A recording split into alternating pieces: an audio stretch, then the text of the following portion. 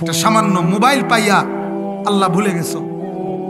এক নর্তকী তোমারে ফোন করে ওইসে কদ্দুর আই লাভ ইউ, এতে তুমি উত্তালাইছ। ও দায়ী কোথাকার, বেওকুফ কাকে বলে?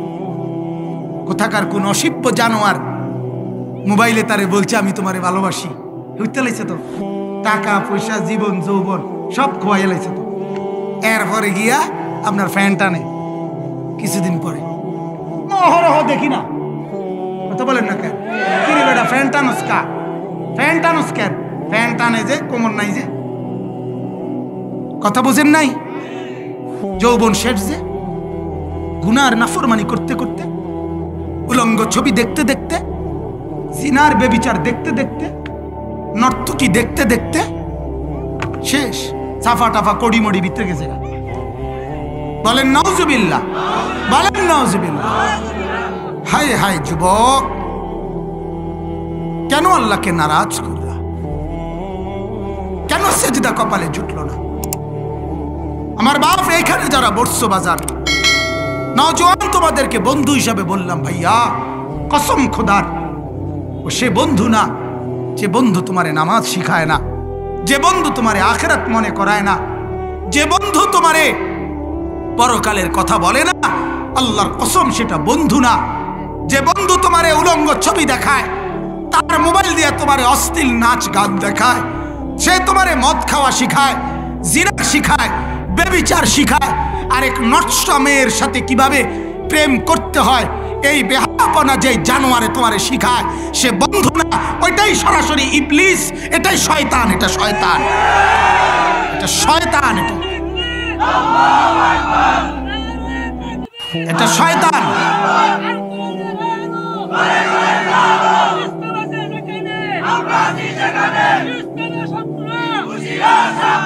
দোস্ত মনে করবা, আমি আল্লাহর কোরআন থেকে বলছি, উহশুরুল্লাযীনা যালামু ওয়া আজওয়াজাহুম আমা কানু ইয়াবুদুনা মিন দুনিল্লাহ। আল্লাহ তাআলা হাসরের দিন, শুনতেছেন? হাসরের দিন রব্বুল আলামিন ফেরেশতাদেরকে বলবে, ফেরেশতারা প্রত্যেকটা গুনার ক্ষেত্রে তিনজনকে একত্রে ধরো। কয়জনকে?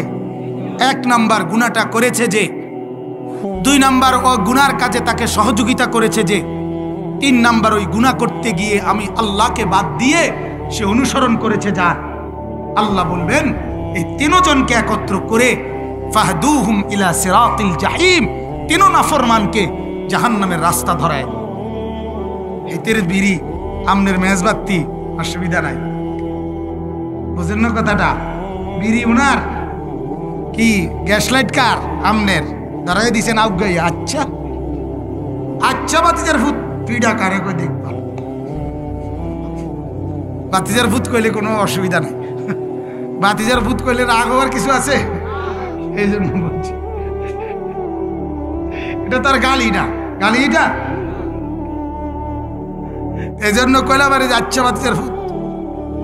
মনে রাখো, মনে রাখো, আল্লাহ আমাদেরকে মাফ করে দেন, আল্লাহ আমাদেরকে বুঝ দান করেন। এজন্য আমার ভাইয়া ওই কথাটা বলতে গিয়ে বললাম এতগুলো কথা, যে এখন চলে যাবেন, আমিও যাব, চেয়ারম্যান সাহেবও চলে যাবেন, আপনারাও চলে যাবেন, আপনারাও যাবেন, মুরব্বীরা। চলে যাওয়া শেষ না, আমরা আসলে আসছি তো চলে যাওয়ার জন্য, ঠিক কি না বলে? আল্লাহ নবী সাল্লাল্লাহু আলাইহি ওয়াসাল্লাম বলছেন এই কথা হাদিস, যে উম্মত দুনিয়ার সাথে আমার উদাহরণ হলো, নবীজির হাদিস, যে উম্মত আমি দুনিয়ার সাথে আমার উদাহরণ কেমন?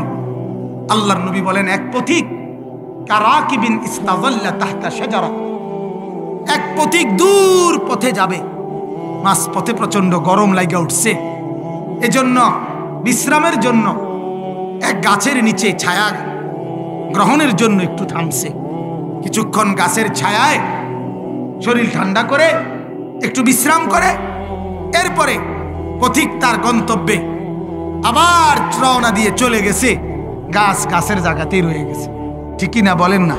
ঠিক আল্লাহর নবী বলেন আমার উম্মত দুনিয়াটা এমন 60 বছরের ছোট্ট সফরে, 60 বছরের ছোট্ট সময়ে অনন্তকালের আখিরাতের সফরে তুমি মূলত রওনা দিছ। মাঝপথে 60 বছর, 70 বছর, 90 বছর, 100 বছর, 40 বছর যেন এক গাছের নিচে একটু সময় কাটাইছ, আবার এই সময়টুকু পার হলেই তুমি আবার তোমার গন্তব্য আখিরাত আর হাসরের ময়দানের দিকে আবার রওনা দিছ। কোরআনুল কারীমের মধ্যে আছে। আমার বাপ আপনাদেরকে অঙ্ক দেই, বাদ গিয়ে হিসাব করিয়া পরে আমরা জানাইবেন, ঠিক আছে না? ইনশাআল্লাহ বাড়ির কাজ দিলাম আর কি। তো আল্লাহ তাআলা বলেন হাসরের ময়দানের একদিন হবে 50 আলফা সানা। কোরআনের আয়াত। আল্লাহ বলেন হাসরের মাঠের বিচারের মাঠের একদিন, পুরা বিচার না, হাসরের মাঠের বিচার হবে বহুদিন লাগায়া, এর একদিন হবে 50 আলফা সানা, 50,000 বছর। কত বছর? সবাই বলেন। এটা কোরআনের আয়াত। কিসের আয়াত? মিকদারুহু 50 আলফা সানা। উলামায়ে কেরাম আছেন 50,000 বছর। এবার 120 বছরও যে হায়াত পাইছে, আপনার দৃষ্টিতে তো সে দীর্ঘ হায়াত পাইছে। মা গো, কিতেরে কস 120 বছর তোর দাদার, মানে হেতু উত্তালা দেখুন না, ঠিক না কথাটা? আরে বাপ রে বাপ, কি রে বাপ রে, বুড়ানি রে এটা। হ্যাঁ, এই মেয়ে তো মনে হয় না মরতে মরতে একটু অভ্যাস হয়ে গেছে, শক্ত হয়ে গেছে। অথচ বেশিতে বেশি 120 বছরে না, এটা আশ্চর্যের কিছু না। স্বাভাবিক তো 60-70 বছরই। হ্যাঁ, তো 50,000 বছরের আখিরাতের তুলনায়, একদিনের তুলনায় এই 120 বছর কয় পার্সেন্ট, কতটুকু, এটা আপনি বাড়ির বসে মিলাই।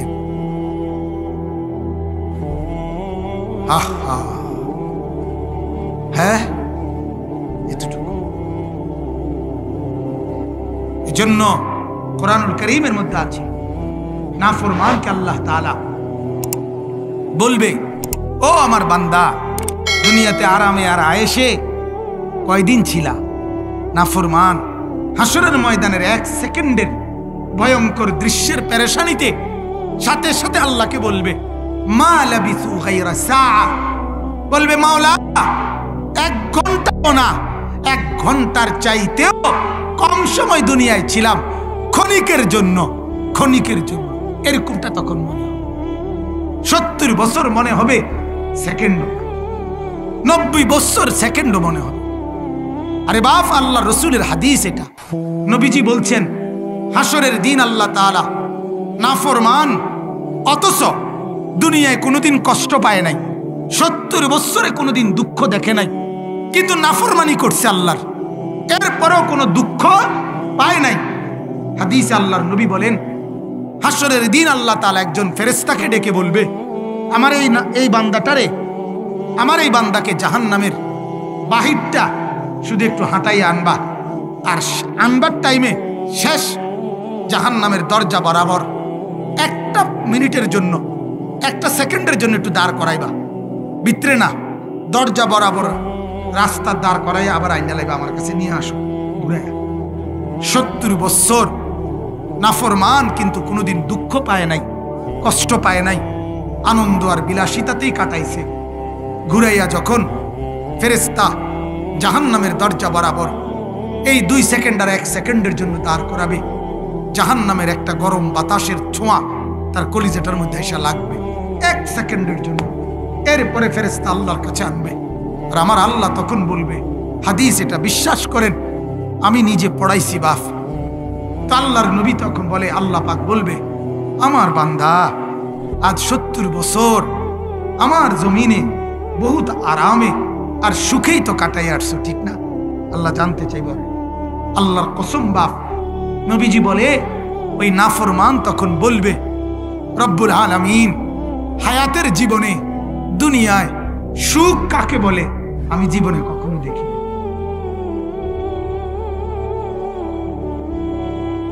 কেন ভুলে গেছে? না, ওই যে 1 সেকেন্ডের জাহান্নামের বাতাস গরম, এটা কলিজা লাগছে, আর 70 বছরের সুখের কথা একদম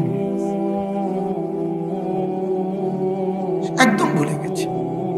আল্লাহর নবী বলেন 70 বছর যেই ইমানদার কষ্টেই ছিল, কোনোদিন আল্লাহর নাফরমানি করে নাই। আমার একদিন এক মসজিদের ইমাম সাহেব দাউদকান্দির দিকে হাতে ধরে বলছিল যে হুজুর 28 বছর এই মসজিদে ইমামতি করি, 28 বছরে সামান্য কয়টা বেতন দিয়া সংসার চালাইতেছি। কাইন্দা দিছে বয়স্ক মানুষ যে হুজুর জীবনে বিবি বাচ্চার কত হাজারো সুখ আহলাদ আবদার পূরণ করতে পারি নাই অভাবের কারণে। তো উনি আমারে বলছেন একটা কথা, হুজুর কিন্তু আল্লাহ আমারে আখেরাতে মাফ করবনি। এই কথাটা জিগাইছিল, আমার এত মায়া লাগছে। হায় হায়, বলতেছে জীবনের বহু সুখ আহলাদ বিবি বাচ্চার পূরণ করতে পারি নাই, সুখের নাগাল দেখি নাই, অভাবের টানা পূরণে সংসার চলছে। আল্লাহ পাক রব্বুল আলামিন ফেরেশতাকে বলবে, ফেরেশতা আমার এই ইমানদার বান্দা 70 বছর জীবনে যাকে আমি কোনোদিন সুখ দেইনি, হয়তো কষ্ট, এমন আছে না অনেক মানুষ বিপদের কোনো শেষ নাই, সুখের নাগাল পায় নাই। আল্লাহ তাআলা বলবেন তাকে, কিন্তু আল্লাহর নাফরমানি করে নাই, আল্লাহকে নারাজ করে নাই, আল্লাহকে নারাজ করে নাই, অভাবের সংসারে কান্না চলছে তো কিস্তির কাছে হাত পাতে নাই, লোনের কাছে হাত পাতে নাই, অবৈধ রোজগারের পিছনে হাত পাতে নাই। আল্লাহ তাআলা বলবেন, ফেরেশতা আমার এই বান্দাকে আমার জান্নাতের চতুর্দিক বাহিরটা একটাবার ঘুরাই আনো, আর আনবার টাইমে শেষ, জান্নাতের দরজা বরাবর এক পলকের জন্য একটু দাঁড় করাইবা, এরপরে নিয়ে আসবা। ঘুরাইয়া আনাইয়া জান্নাতের দরজা দাঁড় করাইবার সাথে সাথে 1-2 সেকেন্ডে ওই বান্দার কলিজার ভিতরে জান্নাতের একটা ঠান্ডা আরাম বাতাস এক পলকের জন্য লাগবে।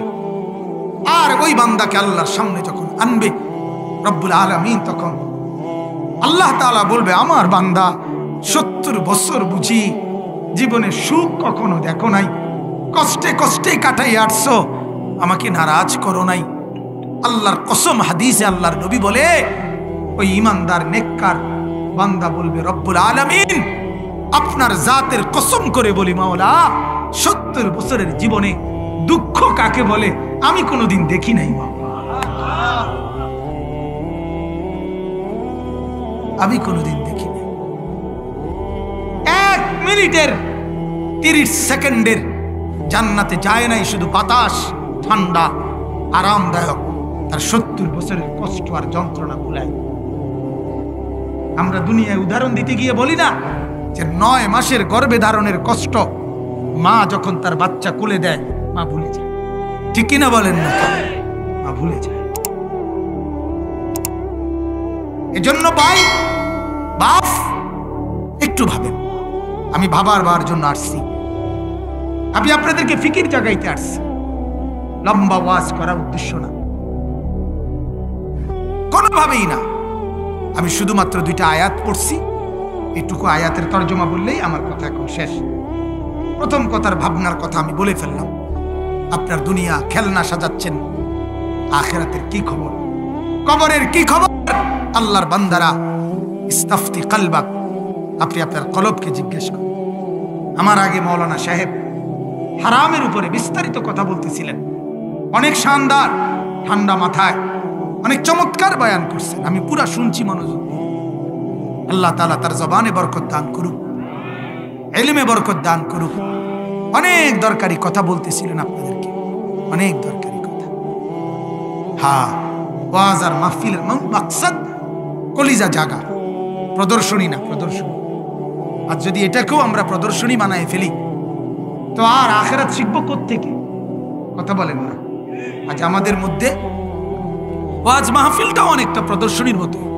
কারে আনলে, কেমনে আনলে, কিভাবে করলে লক্ষ লক্ষ মানুষ আইব, দোকান ফাট, বেড়া বেডি, ফুলা মাইয়া, বেলুন, ফুটকা, চা, বন, বিড়ি, ওয়াজ মাহফিল, শিক্ষার শোরগোল, হাঙ্গামা, আরেক কারবার করছে কি জানি না, উড়াইয়া লাইছে সোজা ওয়াজ করে। তারা একটা মাহফিলে করছে, মাহফিলে করছে, কেউ বন খাইছে, কেউ বিড়ি খাইছে, কেউ ওয়াজ শুনছে, কেউ বেলুন কিনছে, কেউ ফুটকা কিনছে, কেউ বুট বাইছে, বাদাম চাবাইছে, এই বক্ক চক্র। ঠিকই না বলেন না কেন? এই সতর্কতা, আল্লাহ আমাদেরকে মাফ করে দেন।